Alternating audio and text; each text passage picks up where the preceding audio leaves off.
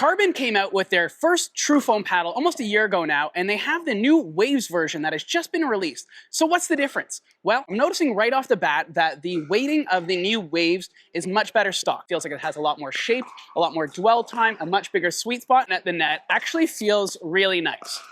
I would say that this is one spot on the court where there wasn't as much of a noticeable difference between the Waves and the Genesis editions.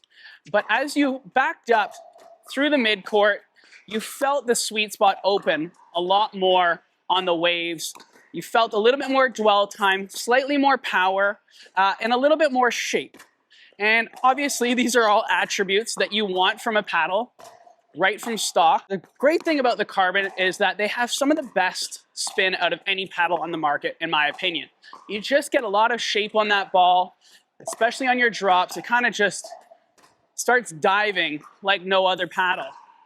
And despite this being a 14 mil all foam construction, I would say in a lot of respects it actually feels more like a 16 now with the new Waves edition. On your drives, you have slightly more power, but I wouldn't consider this into the same echelon as the RPM elongated or the Selkirk boomstick. This is a much more toned down power paddle. So if you're looking for something that has a little bit more control, a little bit more manageable, but still has a lot of great attributes, the Waves is a very, very good option. So overall, I would definitely recommend the CRBN1 Waves over the Genesis edition.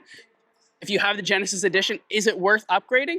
I would say that you could weight that paddle pretty well to get it matching quite closely to this, but there's some characteristics that the Waves just has that the original Genesis doesn't. So this is gonna be another one that I'm gonna be testing, so I'll see you guys on the next video.